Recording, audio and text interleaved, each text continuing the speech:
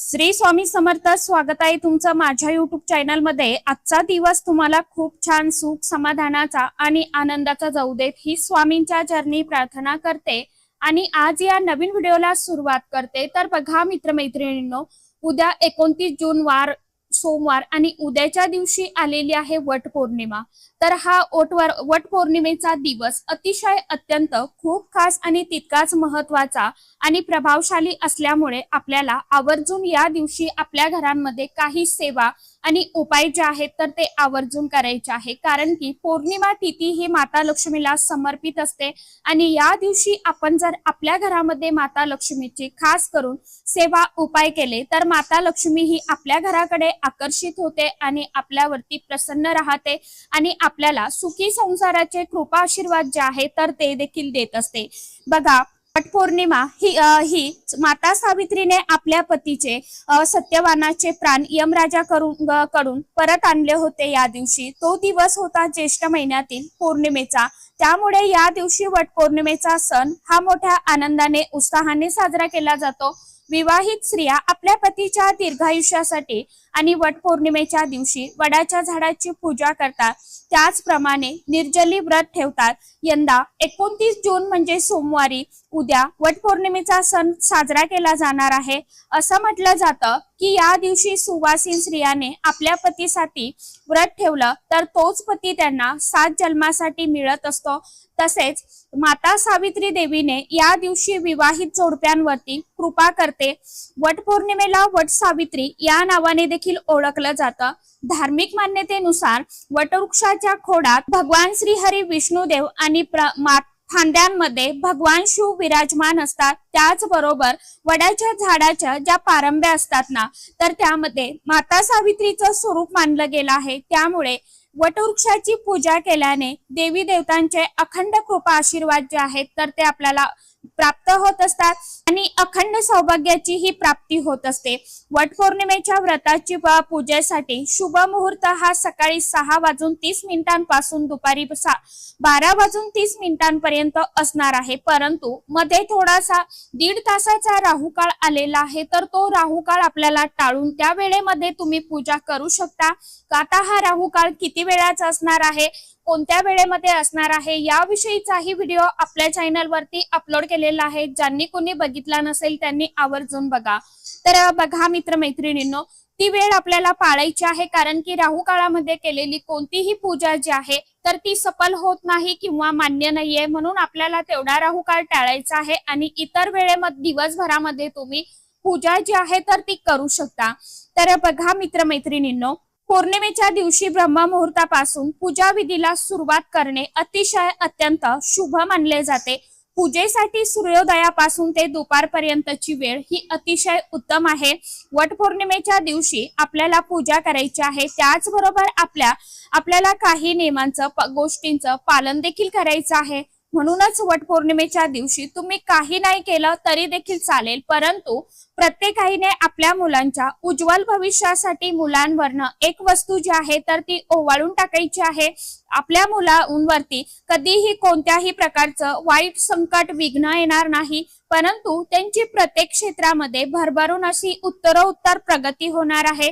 त्याचबरोबर मुलं जर अभ्यास करत नसेल, त्यांच्या अभ्यासामध्ये लक्ष लागत नसेल किंवा नोकरी व्यवसाय करत असतील तर त्यांना त्यांच्या त्यामध्ये भरभरून यश जे आहे ना तर ते प्राप्त होणार आहे. तर मग अशी कोणती वस्तू आपल्याला या दिवशी प्रत्येक आईने मुलांवरून ओवाळून टाकायची आहे, कोणत्या वेळेमध्ये आपल्याला हा उपाय करायचा आहे, कशा पद्धतीने करायचा आहे याविषयीची संपूर्ण माहिती आजच्या या नवीन व्हिडिओमध्ये मी तुमच्या बरोबर शेअर करणार आहे. त्यामुळे तुम्ही हा व्हिडिओ स्किप न करता शेवटपर्यंत नक्की बघा.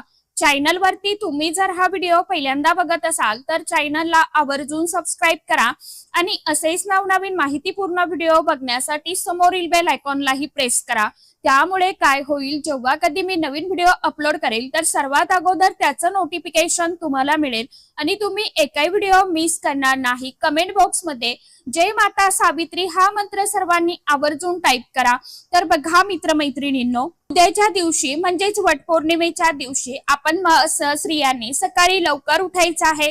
उठल्यानंतर आपल्या घरामधलं जे काय पारोस आहे तर ते काढायचं आहे, स्वच्छ स्नान करायचं आहे आणि आपल्याला अंघोळीच्या पाण्यामध्ये काही वस्तू ज्या आहेत तर त्या देखील आपल्याला टाकायच्या आहे। अंघोळीच्या पाण्यामध्ये खास करून कोणत्या वस्तू टाकायच्या आहे यानंतर लगेचच तो व्हिडिओही आपल्या चॅनल वरती अपलोड करेल, त्यासाठी चॅनलला नक्की सबस्क्राइब करून ठेवा। तर बघा, आपल्याला स्वच्छ स्नान करून घ्यायचं आहे आणि स्नान केल्यावरती आपल्याला खास म्हणजे या दिवशी हिरव्या, पिवळ्या, लाल रंगाचे, गुलाबी रंगाचे वस्त्र जे आहेत तर ते आवर्जून परिधान करायचे आहे। यानंतर आपल्या घरातील नित्यसेवा, देवपूजा जी आहे तर ती आपल्याला करून घ्यायची आहे।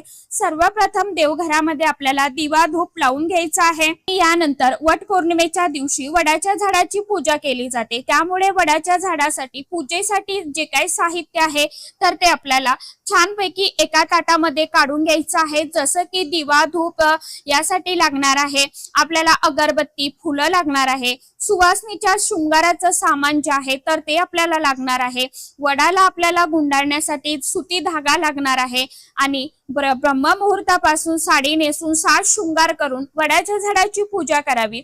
या दिवशी सकाळपासून संध्याकाळपर्यंत व्रत करावं। संध्याकाळी म्हणजे सूर्यास्तानंतर हा वटपौर्णिमेचा उपवास आपल्याला सोडायचा आहे आणि व्रताची सांगता करायची। काही जण वटपौर्णिमेला निर्जली व्रत करतात, उपवास करतात, परंतु तुम्ही फळे खाऊन देखील हा उपवास करू शकता। कारण बघा, हिंदू धर्मात कोणत्याही उपवासाच्या वेळी चुकीचे कृत्य हे टाळले पाहिजे। उपवास नेहमी शब्द आणि कृतीच्या शुद्धतेने पाळले पाहिजे, तरच त्याचे पुण्यफळ जे आहे तर ते आपल्याला मिळत असते। अगदी तुमच्यापासून माझ्यापर्यंत प्रत्येक आईला असं वाटतं की आपल्या मुलांची प्रत्येक क्षेत्रामध्ये भरभरून प्रगती व्हावी, त्यांना यश मिळावं। आणि बऱ्याचसा असं काय होतं, बऱ्याच वेळा असं काय होतं की आपल्या घरामध्ये काही दोष असतात, आपल्या मुलांमध्ये काही दोष असतात, त्यामुळे सुद्धा त्यांच्या जीवनामध्ये जी काही संकट, विघ्न आहे, समस्या आहेत तर त्या निर्माण व्हायला लागतात। जर तुमची मुलं सतत वारंवार चिडचिड करत असेल, आजारी पडत असतील तर किंवा मग त्यांनी केलेला अभ्यास लक्षामध्ये राहत नसेल, आपली मुलं खूप शिकलेली आहेत परंतु मनासारखा जॉब त्यांना मिळत नाहीये, मुलांचा विवाह योग्य वेळी होत नाहीये, तर मुलांच्या विवाहामध्ये समस्या निर्माण होत आहेत। या प्रकारच्या समस्या का निर्माण होतात तर त्या निर्माण होतात आपल्या मुलांमध्ये असणाऱ्या दोषांमुळे।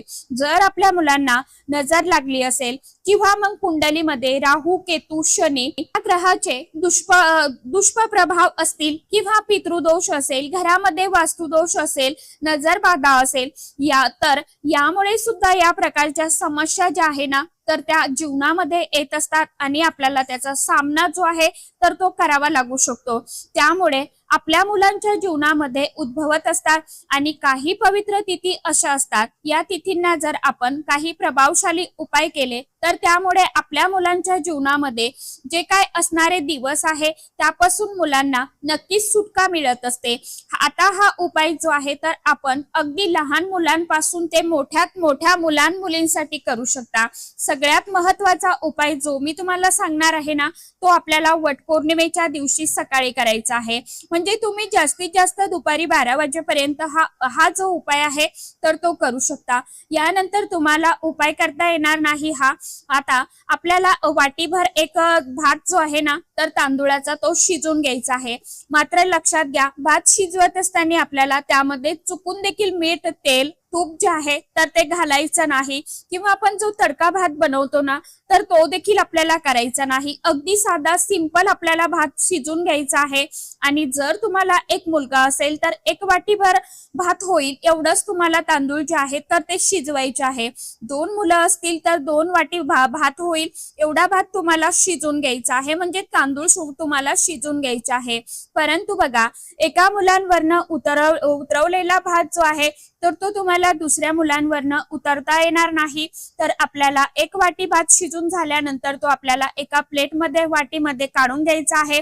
आपल्याला तो गार करून घ्यायचा आहे। त्यावरती थोडंसं आपल्याला दही जे आहे तर ते घालायचं आहे। थोडेसे काळे तीळ देखील आपल्याला यावरती ठेवायचे आहे।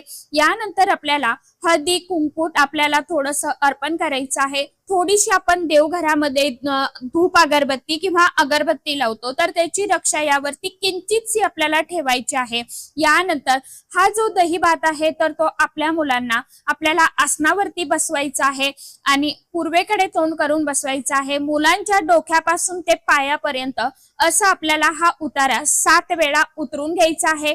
तुम्हाला फक्त एवढंच लक्षात घ्यायचं आहे की मुलांना ज्यावेळी तुम्ही बसवणार आहात त्यावेळी मुलांचा चेहरा किंवा तुमचा चेहरा हा दक्षिण दिशेला येणार नाही, याची तुम्हाला काळजी घ्यायची आहे। 7 वेळा हा भात उतरून झाल्यावरती आपल्याला ही जी वाटी आहे, प्लेट आहे, तर ती आपल्याला आपल्या घराच्या बाहेर लांब घेऊन जायचं आहे आणि एखाद्या झाडाखाली तुम्हाला हे एखाद्या पानावरती किंवा कागदावरती किंवा पुठ्यावरती तुम्हाला ठेवून द्यायचं आहे। हे करून तिथे पशु पक्षी कीटक जे आहेत तर ते येतील आणि हा भात खाऊन ते तृप्त होतील।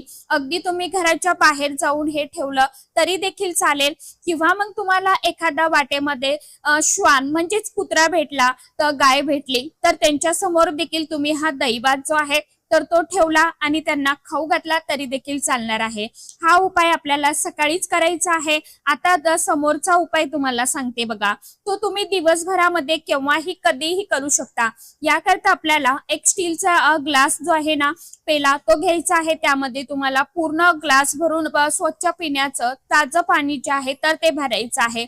त्या पाण्यामध्ये थोडंसं खडं मीठ जे आहे ना तर ते तुम्हाला घालायचं आहे। आता मुलांना आसनावरती बसवायचं। बसवत असताना चेहरा जो आहे तर तो दक्षिण दिशेला होणार नाही, याची कृपा करून काळजी घ्या। अशा रीतीने आपल्या मुलांना आसनावरती बसवायचं।